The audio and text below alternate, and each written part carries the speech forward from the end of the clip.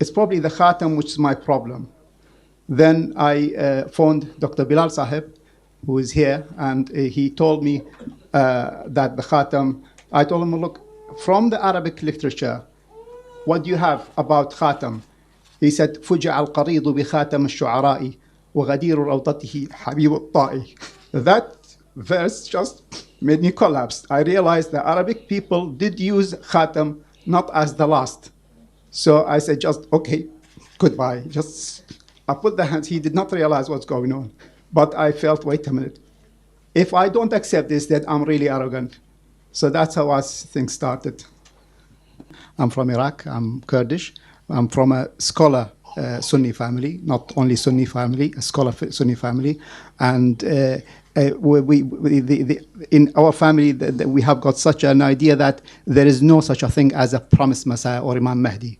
So we're semi-Quranist. So it was very, very difficult for somebody like me to have such a change. It was not a really just conversion. It was a total change.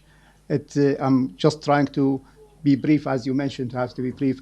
So basically, first started the thing with having a book of Hamamatul Bushra, of the book of the Promised Messiah, which is written in Arabic. And the moment I started to read it, I realized, wait a minute, this is something not simple. This is something completely different from other books. I've been, reading many books, but this is completely different.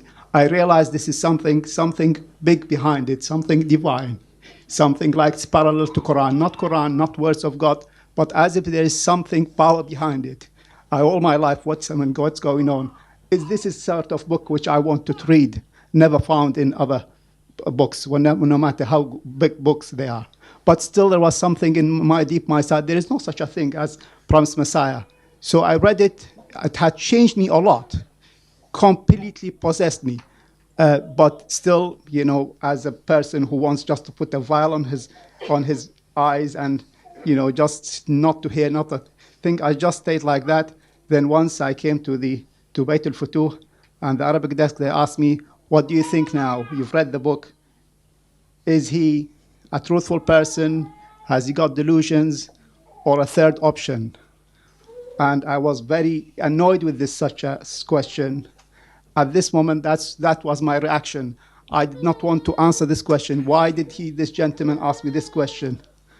Now, the whole world stopped. Really stopped. I do mean it. The time stopped when my eyes fell on the picture of the Promised Messiah on the wall.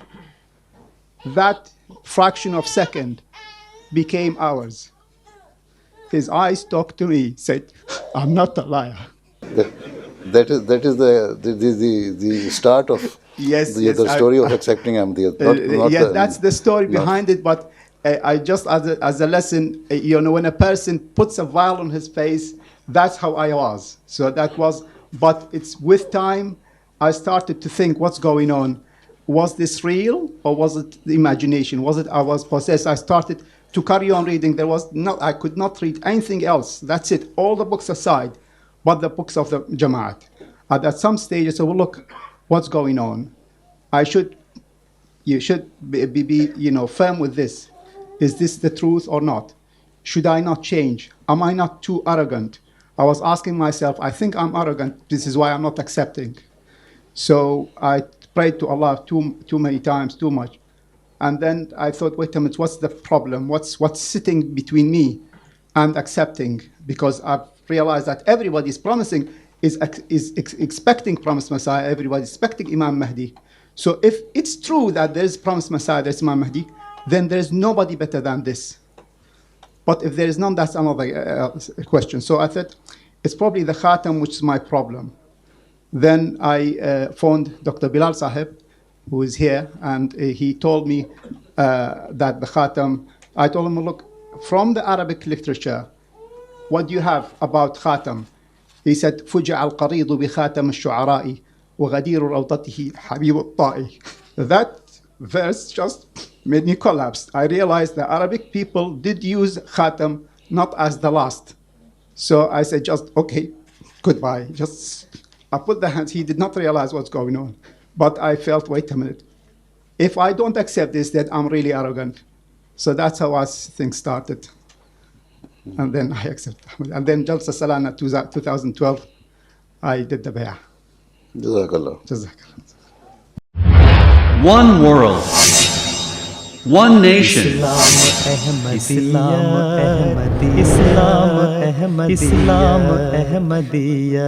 Global Islamic community.